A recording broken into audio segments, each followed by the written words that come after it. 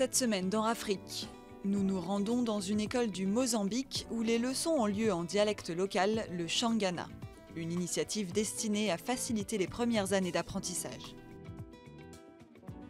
Nous partons ensuite à la rencontre des escrimeurs béninois qui espèrent populariser ce sport méconnu en Afrique de l'Ouest et empocher un ticket pour les Jeux Olympiques de Tokyo en 2020.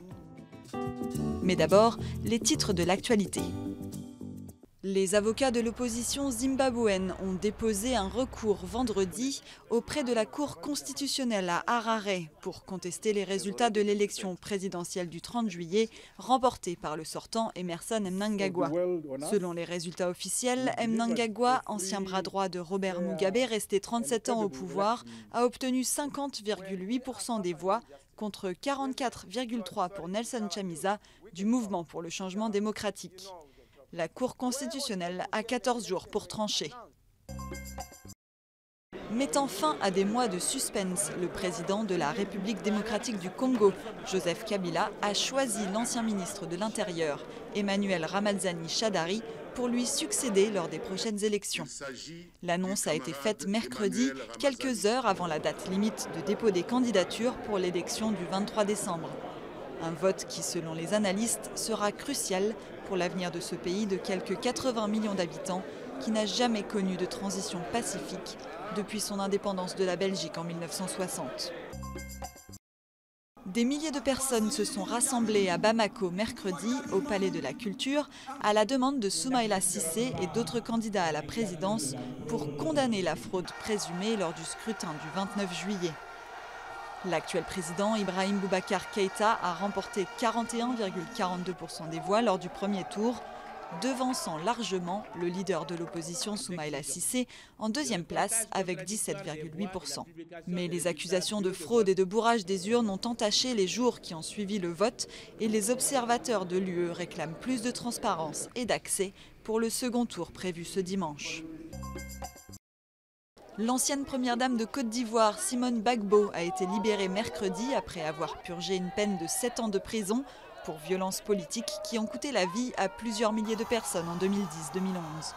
Condamnée à 20 ans de détention, l'épouse de l'ancien chef d'État Laurent Gbagbo a été amnistiée par le président Alassane Ouattara. Laurent Gbagbo est quant à lui détenu à la Cour pénale internationale à La Haye depuis 7 ans et jugé depuis 2016 pour crimes contre l'humanité. Environ 3000 personnes sont mortes lors des violences post-électorales dans la capitale commerciale du pays, Abidjan, lorsque l'ancien dirigeant a refusé d'accepter la victoire de son rival Ouattara lors de l'élection présidentielle de novembre 2010. Une cérémonie solennelle dans la capitale kenyane a marqué mardi le 20e anniversaire de l'attentat à la bombe perpétré par Al-Qaïda contre l'ambassade des États-Unis.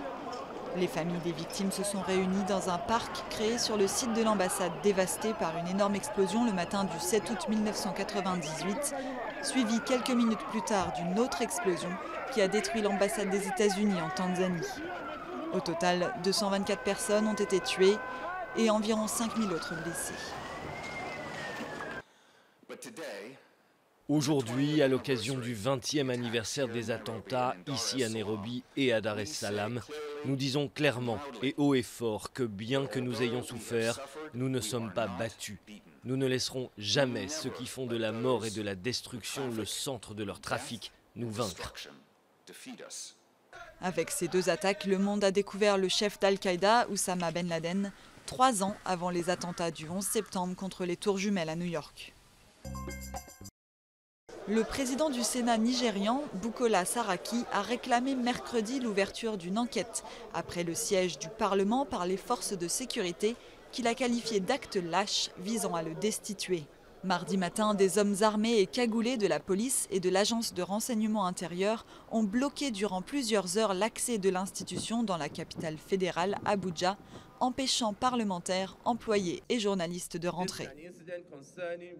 Il s'agit d'un incident préparé depuis des mois. Comment se fait-il que ces atrocités n'aient pas été empêchées? Comment se fait-il que le cerveau n'ait pas été découragé? Des questions très sérieuses auxquelles seule une enquête complète nous apportera des réponses. Face à l'indignation générale dans les médias et sur les réseaux sociaux, le patron de la DSS, Lawal Moussa Dora, un proche du chef de l'État Mouhamadou Bouhari, a été limogé.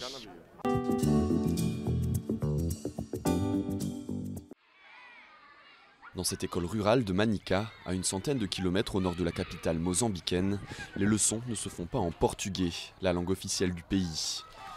Ici, Helena Argena donne cours en Xangana, le dialecte local. Une initiative destinée à faciliter les premières années d'apprentissage dans une région où près de 90% des enfants ne parlent pas portugais en entrant à l'école. Tous les enfants ici parlent le Xangana, à part quelques-uns qui viennent de la ville. Mais la majorité d'entre eux n'a aucun problème à s'exprimer en Xangana. L'apprentissage primaire se fait donc en langue traditionnelle jusqu'à l'âge de 10 ans, avant de passer au tout portugais. Le but, aider la relation professeur-élève. Pour le moment, c'est un succès. Sur les 7 classes que compte l'école, la classe bilingue est l'une avec le plus haut taux de réussite au premier trimestre. Avec l'éducation bilingue, les enfants sont plus actifs parce qu'ils maîtrisent la langue. Ils n'ont pas peur de parler aux professeurs. Ils communiquent mieux en langue locale, une langue qu'ils connaissent bien. Dans les zones rurales du pays, les maîtres d'école capables de faire cours en dialecte restent très rares et les manuels n'existent pas encore. Mais petit à petit, le projet fait son chemin. Des classes existent aujourd'hui dans une centaine d'écoles de 4 districts de la province de Maputo. Elles accueillent plus de 5000 élèves.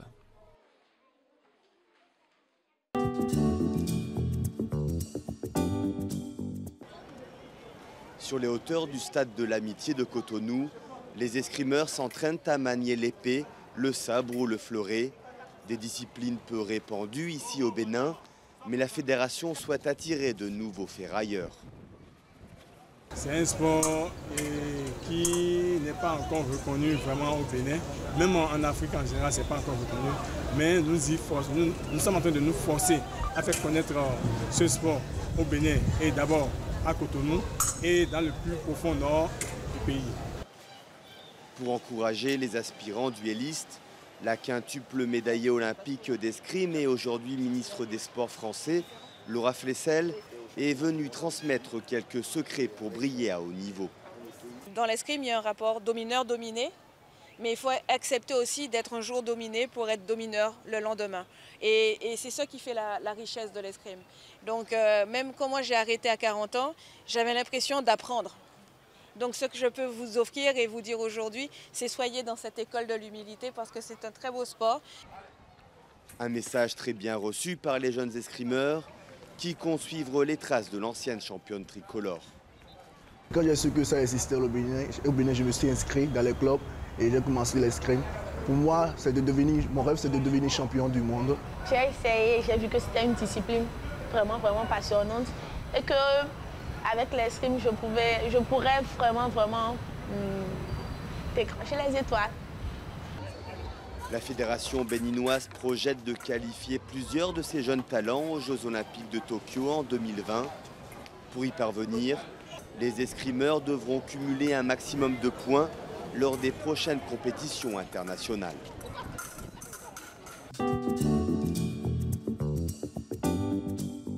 La 5e édition du tournoi international de tennis de table du Nigeria a débuté mercredi. 169 joueurs de 27 pays sont en compétition pour remporter ce championnat et le prix qui s'élève à 46 000 $. L'athlète kényan Nicolas Bett, champion du monde du 400 mètres haies en 2015 à Pékin, est décédé mercredi à l'âge de 28 ans dans un accident de la route dans l'ouest du pays. Lors des championnats du monde d'athlétisme en 2015 à Pékin, Nicolas Bett était devenu le premier Kényan à décrocher le titre mondial du 400 mètres haies en établissant un nouveau record national. C'est tout pour cette édition d'Afrique. On se retrouve la semaine prochaine.